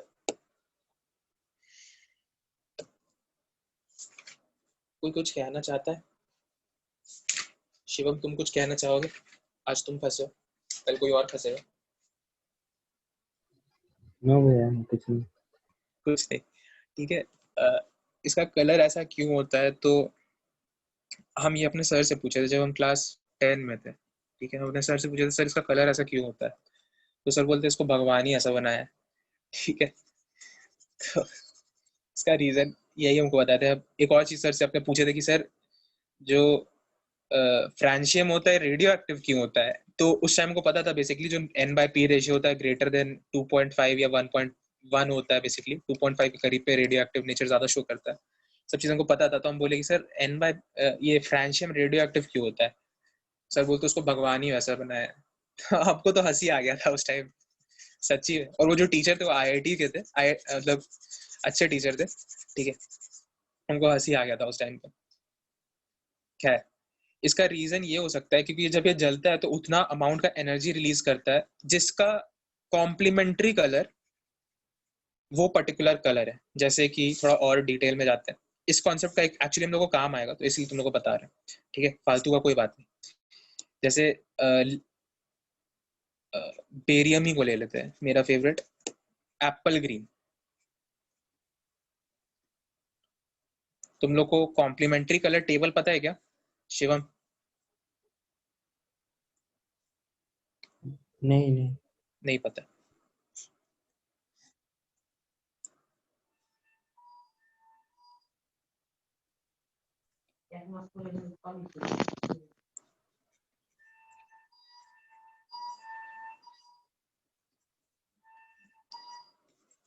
ठीक है, इसको हम लोग बोलते हैं कलर व्हील। बेसिकली इसमें बहुत सारा कलर होता है, लेकिन जेई एडवांस के पॉइंट ऑफ व्यू से अगर हम लोग देखें तो ये व्हील हम लोग के काम का होता है। ठीक है, तो इस व्हील से हम लोग का सारा क्वेश्चन आंसर हो जाता है।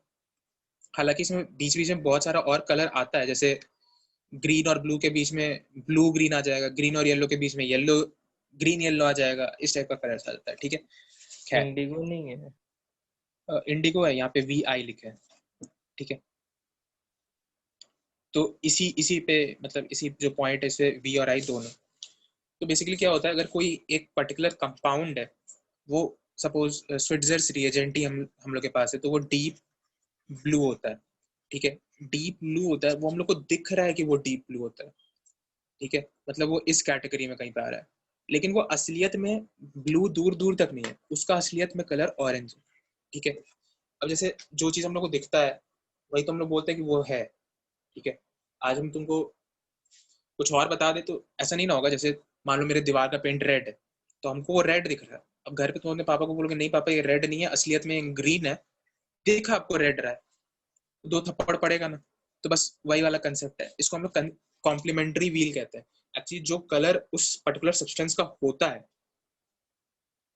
वो उसका जो कॉम्प्लीमेंट्री कलर होता है वो हम लोग का आंख को दिखता है। उस टाइप का इलेक्ट्रोमैग्नेटिक रेडिएशन को हम लोग मतलब सेंस कर पाते हैं। ठीक है, फॉर एग्जाम्पल स्नेक है, सांप, तो सांप को सिर्फ थर्मल थर्मल रेडिएशन दिखता है। सांप से तुम किसी तरह बात कर पाए तो तुम उसको बोलोगे नहीं, तुमको जो दिख रहा है थर्मल रेडिएशन वो एक्चुअली में रेड कलर है, तो थोड़ी मानेगा। ठीक है, तो बस वही वाला काम है। तो जैसे बेरियम जिस पर्टिकुलर फ्रीक्वेंसी में जितना इसका आयनाइजेशन एनर्जी वगैरह है, जलने वलने के बाद जितना ये एनर्जी अब्जॉर्ब कर रहा है या रिलीज कर रहा है, तो इसके बेसिस पे जो इसका कलर आ रहा है ये बेसिकली रेड आ रहा है। ठीक है, लेकिन दिखाई हम लोग को क्या दिख रहा है, ग्रीन। ग्रीन में भी एप्पल ग्रीन। ठीक है, समझ में आया? नहीं आया तो आवाज उठाओ,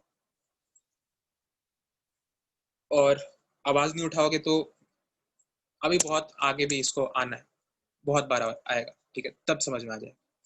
ठीक है, तो इतना हम लोग पढ़े, इतना में तुम लोग कोई दिक्कत है तो बोलो। तुम लोग को एक 1 से 1.5 मिनट का समय है। कहना चाहो तो कुछ कह सकते हो।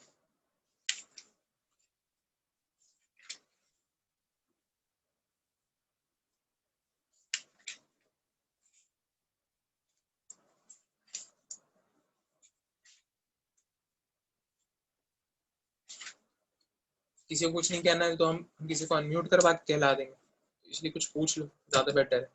अच्छा, कोई हमसे ये नहीं पूछ रहा है कि कुछ असाइनमेंट नहीं मिल रहा है, कुछ डिस्कशन नहीं हो रहा है, यही पूछ लो यार।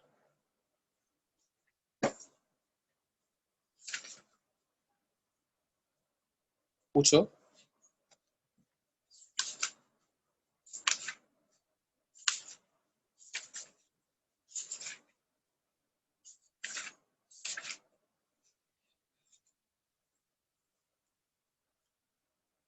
किसी को कुछ नहीं पूछना है, ठीक है? तो लोग पूछ नहीं रहे, मेरा ही काम आसान है। चलो आगे बढ़ते हैं। तो हम लोग बेसिकली देख लिए हैं क्या क्या। तो हम लोग एयर के साथ रिएक्शन देख लिए हैं, एयर में oxygen, nitrogen, ammoniated electron, flame test, ये सब चीज हम लोग देख लिए हैं। और जो मेजर पोर्शन था पूरे हमारे एस ब्लॉक का, उसको हम लोग खत्म कर चुके हैं, ठीक है? अब एक दो और इम्पोर्टेंट चीजें हैं। वाटर के साथ रिएक्शन, वाटर के साथ रिएक्शन के बाद आता है हमारा हाइड्रोजन के साथ रिएक्शन, हाइड्रोजन के साथ रिएक्शन के बाद आता है थोड़ा थोड़ा फिजिकल प्रॉपर्टी, ठीक है? एयर के साथ तो हो ही गया। हैलोजन के साथ रिएक्शन, ये एनसीईआरटी का टॉपिक्स है, हैलोजन के साथ रिएक्शन। और उसके बाद कुछ general facts to be shared, और एक साइज कंसेप्ट, ठीक है? साइज, ये इतने सारी चीजें हैं हमारे पास करने के लिए, ठीक है? तो अभी कुछ नहीं, अभी इतना छोड़ते हैं, इसको पकड़ते हैं साइज, ठीक है? क्योंकि कम टाइम बचा है, 15 मिनट है, 15 मिनट में यही हो पाएगा। और इसमें तो हम तुम लोग का रिस्पॉन्स सुनना ही चाहते हैं, क्योंकि तुम लोग को साइज कंपेयर करना तो आता ही होगा। जैसे लिथियम है और बेरिलियम है, ठीक है? तो इसमें किसका साइज बड़ा होगा? शिवम तुम ही बताओ।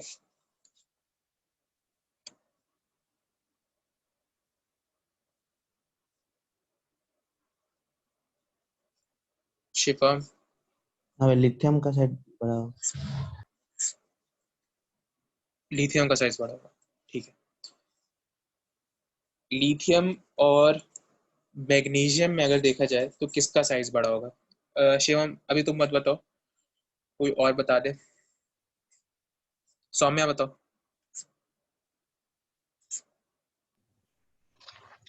भैया लिथियम का। लिथियम का साइज बड़ा क्यों होगा?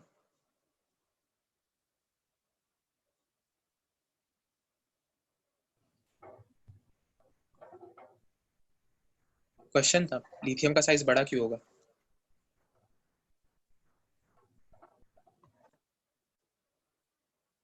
चलो बाय द वे, मैग्नीशियम का साइज बड़ा होगा। हालांकि इसमें डायगोनल रिलेशनशिप होता है, लेकिन थोड़ा सा मैग्नीशियम का साइज बड़ा हो जाता है। ऐसा क्यों? तो क्योंकि ये हमारा थर्ड पीरियड का एलिमेंट है,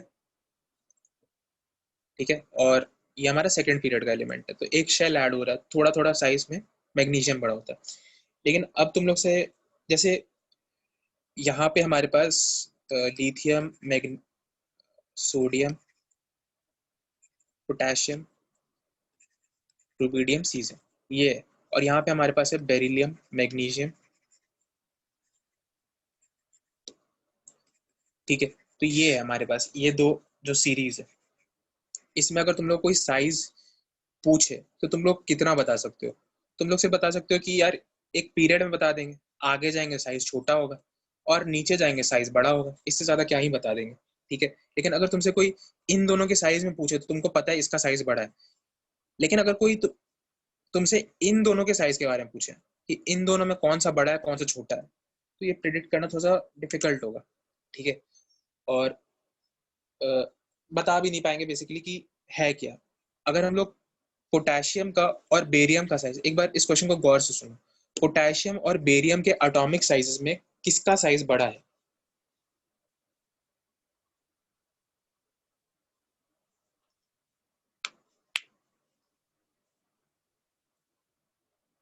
ठीक है, तो किसी को अभी आइडिया नहीं है, लोग कहना नहीं चाह रहे बेसिकली, हालांकि बेरियम का ही बड़ा है, बेरियम का ही साइज ज्यादा बड़ा है। ठीक है, तो ये सब जो चीज है ये तुम लोग मतलब देख के नहीं बता सकते हो, और इसमें कोई लॉजिक काम नहीं करता है। तो बेसिकली हम तुमको इसका तरीका बता देते हैं, इसको तुमको याद कैसे रखना है। ठीक है, तुम लोग को बेसिकली एन लिखना आना चाहिए।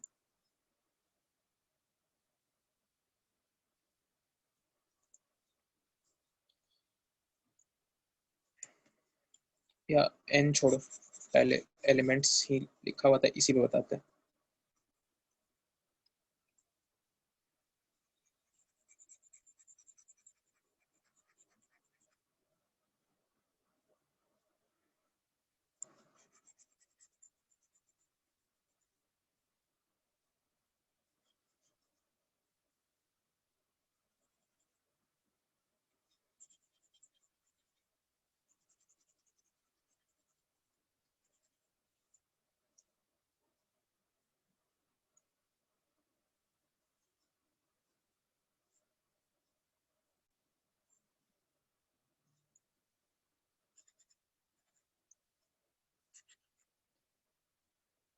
ठीक है, अब देखो तुमको इसका साइज अगर कंपेयर करना है, साइज बाद में कंपेयर करेंगे, लेकिन तुम लोग को ये लिखना आना चाहिए, ये जो हम ब्लैक से बना रहे हैं।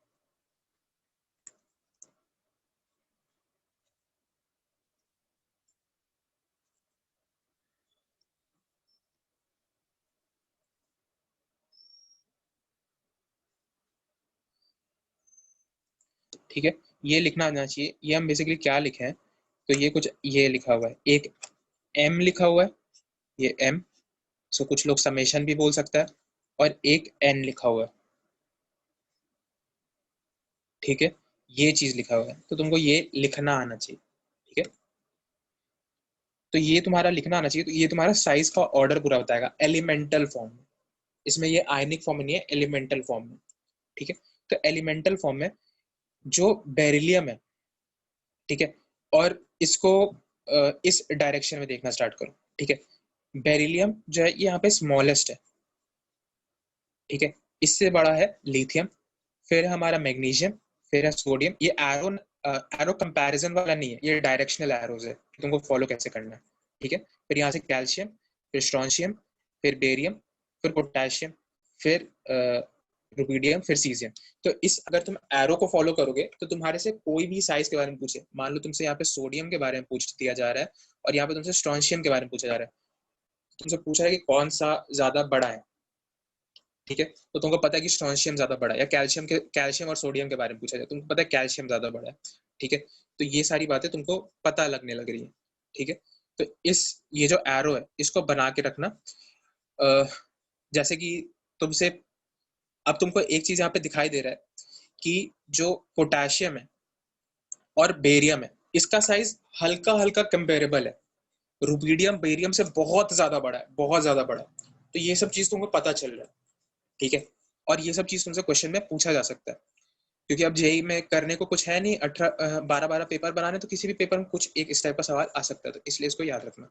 ठीक है, अब तुम लोग का एक काउंटर क्वेश्चन होगा, ये तो एलिमेंटल फॉर्म में हुआ, लेकिन अगर हमारे पास सपोज आयनिक फॉर्म में गिवन हो, तो हम लोग क्या करेंगे, तो भी हम लोग कुछ करेंगे, क्या करेंगे वो देखते हैं।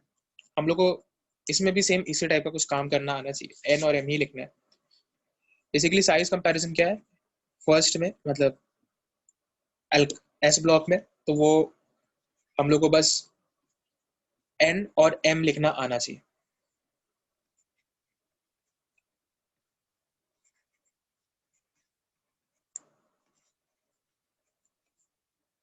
ये हमारा फर्स्ट ग्रुप हो गया। सेकंड ग्रुप में बस जब प्लस चार्ज आएगा ना, तो यहाँ पे बेरिलियम को थोड़ा सा ऊपर लिखना। ठीक है, नॉर्मल से, साथ में भी लिख सकते हो, देखने में अच्छा नहीं लगता है, बस थोड़ा सा ऊपर रखना। ठीक है, Be2+, Mg2+, Ca2+, Sr2+ और Ba2+। ठीक है, ये हो गया हमारा। अब इसका साइज देखो, ये ऐसे पोटेशियम तक गया, फिर बेरियम, फिर ये स्ट्रोंशियम तक गया, उसके बाद यहाँ पे आया सोडियम, फिर आया कैल्शियम, फिर आया लिथियम, फिर आया मैग्नीशियम, फिर ये ऐसे। ठीक है, ये हो गया हमारा साइज ऑर्डर। और इसको भी कैसे फॉलो करना है, तो Be2+ जो होगा वो सबसे ज्यादा छोटा होगा, तो हम लोग वापस इसी सीक्वेंस में अपना जाएंगे। ठीक है, ये जो एरोज है फिर से बता रहे हैं, कंपैरिजन एरोज नहीं है, डायरेक्शनल एरोज है। ठीक है, मतलब तुमको पहले ऊपर से मेरा अगर ये एरो दिख रहा है तुम लोग को, तो ये ऐसे, फिर ऐसे ऐसे ऐसे ऐसे ऐसे ऐसे ऐसे ऐसे जाना। ठीक है, अंत में तुम लोग को सीजीएम पहुंचना, और सीजीएम+ सबसे बड़ा है। ठीक है, अब यहाँ पे थोड़ा सा तुम लोग गौर करोगे तो तुम लोग को एक चीज दिखेगा कि यहाँ पे Ca2+ एंड Na+ में कौन सा एलिमेंट ज्यादा बड़ा है, तो तुम लोग को दिखेगा कि यहाँ पे Na+ ज्यादा बड़ा है। ठीक है, और यहाँ पे अगर हम लोग देखें कि यहाँ पे सोडियम और कैल्शियम में, तो कैल्शियम ज्यादा बड़ा है। तो दिख रहा है अंतर, यहाँ कैल्शियम ज्यादा बड़ा है। तो ये जो तुम्हारा एक हेल्पिंग टूल, इसको मान लो, ये जो हेल्पिंग टूल है ये तुमको हर आयंस के बीच में साइज कंपेयर करने के लिए एम्पावर करता है। हर एटम से बीच में साइज कंपेयर करने के लिए तुमको एम्पावर करता है। और तुमको इसमें करना क्या, आना क्या चाहिए, N और M लिखना आना चाहिए। ठीक है,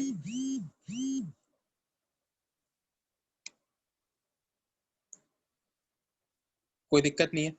ये वाला पॉइंट जो यहाँ पे, इसको बस ध्यान में रखना, यही थोड़ा सा इंपॉर्टेंट है। ये Sr2+ तक जाता है और यहाँ पे ये कैल्शियम तक जाता है।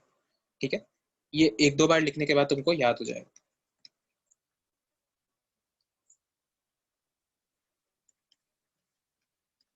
ठीक है, अब यहाँ तक किसी को कोई दिक्कत, छोटा से छोटा, बड़ा से बड़ा, आवाज उठाओ, पूछो, अनम्यूट हो जाओ।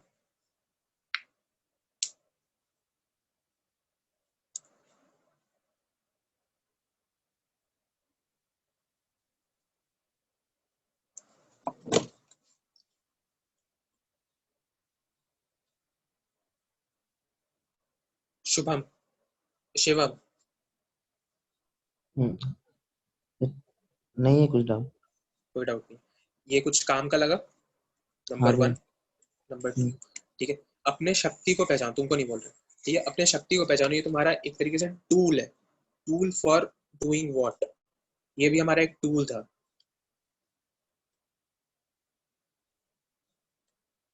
ये जो ये चीज है, ये हमारा टूल था।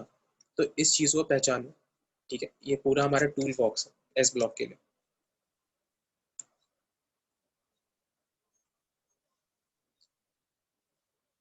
तो इतना में हमको नहीं लगता है किसी को कोई दिक्कत आया होगा, और अगर आया है तो हमसे पूछ सकता है। अगर किसी को कोई चीज एक्स्ट्रा लग रहा है कि ये चीज हमको बताना चाहिए तो बताओ, नहीं बताना चाहिए बेसिकली, हमको तो ऐसा लगता है। ठीक है, और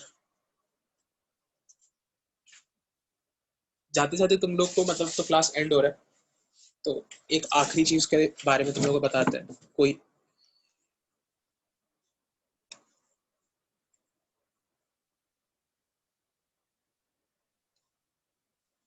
आखिरी चीज ये है कि जो मेल्टिंग पॉइंट एक, ये अब जनरल इनऑर्गेनिक केमिस्ट्री की बात कर रहे हैं, जनरल इनऑर्गेनिक केमिस्ट्री।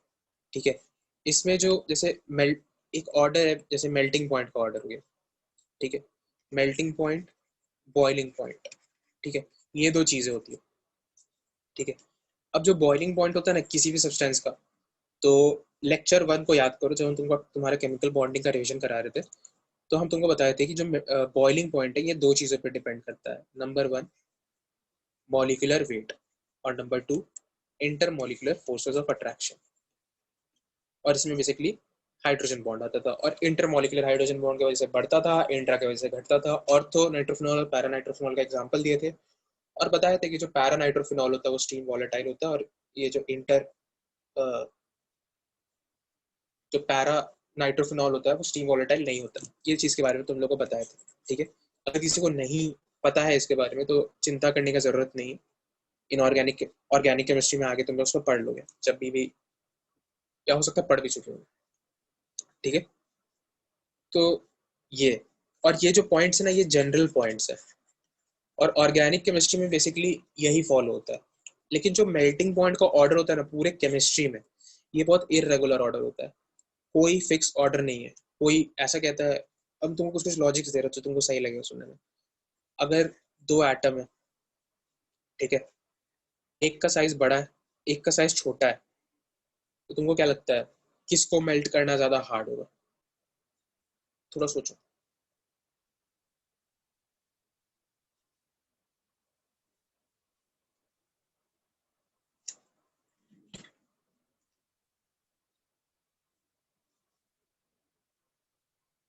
कोई सोच पाया? फील क्या आ रहा है अंदर से, दिल क्या कहता है? रोहित? कोई कुछ कह रहा था, कोई भी इन जनरल?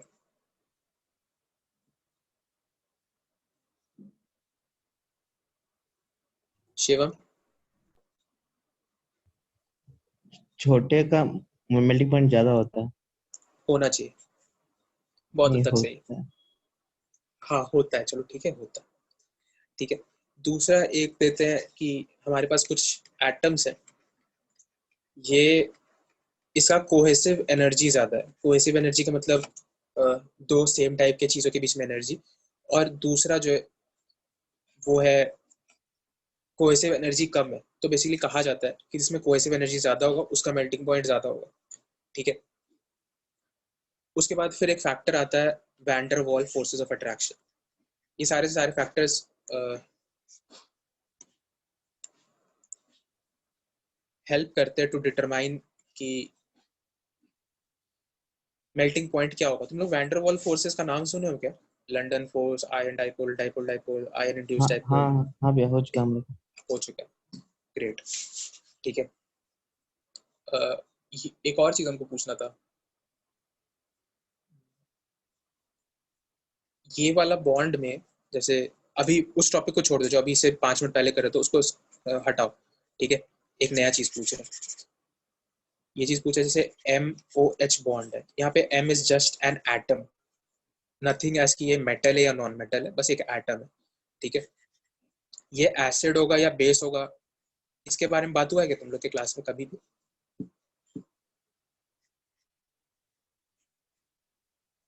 हम थोड़ा सा और बताते हैं इसके बारे में, ठीक है। बात ये हुआ होगा शायद कि अगर ये चीज H रिलीज कर रहा है, बेसिकली H+ रिलीज कर रहा है, तो इसको हम लोग एसिड कहेंगे, और अगर OH- रिलीज कर रहा है तो उसको बेस कहेंगे। लेक्चर 1 डे 1 किसी दिन हुआ होगा, ठीक है। लेकिन ये एसिड मतलब कोई कंपाउंड तो परफेक्ट एसिड या परफेक्ट बेस होता नहीं है, क्योंकि कोवेलेंट कैरेक्टर फजांस रूल के कारण। तो अगर इस बॉन्ड में कोवेलेंट कैरेक्टर कम होगा, या फिर कहें फजांस के अकॉर्डिंग जो कोवेलेंट कैरेक्टर हम लोग निकाल रहे हैं वो कम होगा, तो ये आयोनिक इन नेचर होगा। आयोनिक इन नेचर होगा इसका मतलब OH- रिलीज करेगा, तो ये बेसिक होगा, ठीक है। और अगर ये जो बॉन्ड है इसमें आयनिक कैरेक्टर ज्यादा होगा, इस बॉन्ड के कंपैरिजन में, इस वाले बॉन्ड के कंपैरिजन में अगर इसमें आयनिक कैरेक्टर ज्यादा होगा, तो ये H+ रिलीज कर देगा और ये एसिडिक इन नेचर हो जाएगा। और थोड़ा सा अच्छे से कहें तो ये बेसिकली इस मेटल के साइज और चार्ज वगैरह पर डिपेंड करता है। तो इस टाइप का चीज कुछ हुआ है क्या तुम लोग क्लास में? शिवा? नहीं नहीं नहीं। नहीं हुआ, ठीक है। कोई भी एक इंसान, ठीक है, अनुज, अनुज हमको व्हाट्सएप पे टेक्स्ट कर देना इसके रिगार्डिंग, ठीक है, तो हमको याद रहेगा, तो हम बता देंगे इसके बारे में, ठीक है। एक्चुअली ये जो टॉपिक्स है ना, ये सारे के सारे टॉपिक्स ये केमिकल बॉन्डिंग का पार्ट है, केमिकल बॉन्डिंग के लास्ट का पार्ट है। तो कुछ तुम लोग का हो चुका है, कुछ नहीं हुआ है, तो इसलिए हम पूछते रहते हैं, अगर कुछ छूट रहा है तो हम बता दें, ठीक है। वो बेसिकली इन जनरल पॉइंट्स है, 12th में उसका उतना सिग्निफिकेंस भी नहीं बनता है, लेकिन फिर भी जानना चाहिए। अब क्या पढ़ रहे थे, हाँ ये वाला। तो जैसे कि तुम शिवम, तुम जैसे बताया कि अगर हम लोग छोटा चीज का बात करेंगे तो उसका मेल्टिंग पॉइंट बड़े चीज से ज्यादा होता है, ठीक है। हम बोले इन जनरल, तो बोले नहीं होता है, ठीक है। तो जो S ब्लॉक मेटल्स होता है ना, एस ब्लॉक में अगर हम लोग डाउन द ग्रुप जाएंगे तो जो मेल्टिंग पॉइंट है वो डिक्रीज करेगा, ठीक है। मेल्टिंग पॉइंट डिक्रीज करेगा अगर हम लोग डाउन द ग्रुप जाते हैं, लेकिन यहीं पे अगर हम लोग पी ब्लॉक में डाउन द ग्रुप जाते हैं तो जो मेल्टिंग पॉइंट है वो इंक्रीज कर जाता है। अब यहाँ पे ये जो बड़ा वाला चीज था इसका मेल्टिंग पॉइंट ज्यादा होगा छोटे वाले से, ठीक है। तो इसीलिए हम कहते हैं इन जनरल, तो जो बस हम तुमको इतना बताना चाह रहे थे कि जो मेल्टिंग पॉइंट होता है उसके लिए कोई भी रूल नहीं होता है, ठीक है। बस ये बताने का मेरा मकसद था, और उसको याद रखना होता है। क्या याद रखना होता है तो बाद में उसके बारे में बात करेंगे, जिक्र करेंगे, ठीक है। अब एस ब्लॉक पी ब्लॉक का बात हुआ तो डी ब्लॉक के बारे में सुनो। डी ब्लॉक में अगर हम लोग डाउन द ग्रुप जाए तो जो मेल्टिंग पॉइंट है वो इस केस में भी इंक्रीज करता है, लेकिन इसका जो रीजन है, और पी ब्लॉक में जो इंक्रीज था इसका रीजन अलग था। इसका रीजन था van der Waals forces of attraction increase करता है, ठीक है। और इसका जो रीजन है ये है क्योंकि जेड इफेक्टिव इंक्रीज करता है लैंथेनॉइड कॉन्ट्रैक्शन के वजह से, इस चीज को देखा जाता है। और इसका जो रीजन होता है एस ब्लॉक में ये होता है due to cohesive forces decrease करता है, कोहेसिव एनर्जी डिक्रीज करता है, और मेटल मेटल बॉन्ड जो है इसका स्ट्रेंथ डिक्रीज करता है। तो ये चीज हम नेक्स्ट क्लास में इसको अच्छे से बताएंगे, बस तुम लोग को बताना चाह रहे थे कि ऐसा कुछ चीज दुनिया में होता है, ठीक है। चलो किसी को कोई डाउट हो तो हमको टेक्स्ट कर देना, और अगर कोई क्लास कैंसिल हो रहा है तो व्हाट्सएप पे अगर चाहो तो इन्फॉर्म कर दो। अगर मेरा क्लास नहीं होगा उस टाइम पे तो हम ले लेंगे, ठीक है। चलो ठीक है, बाय। किसी को कुछ पूछना है क्या?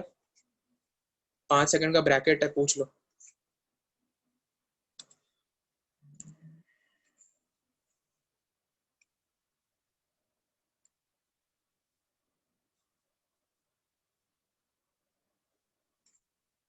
किसी को कुछ नहीं पूछना है तो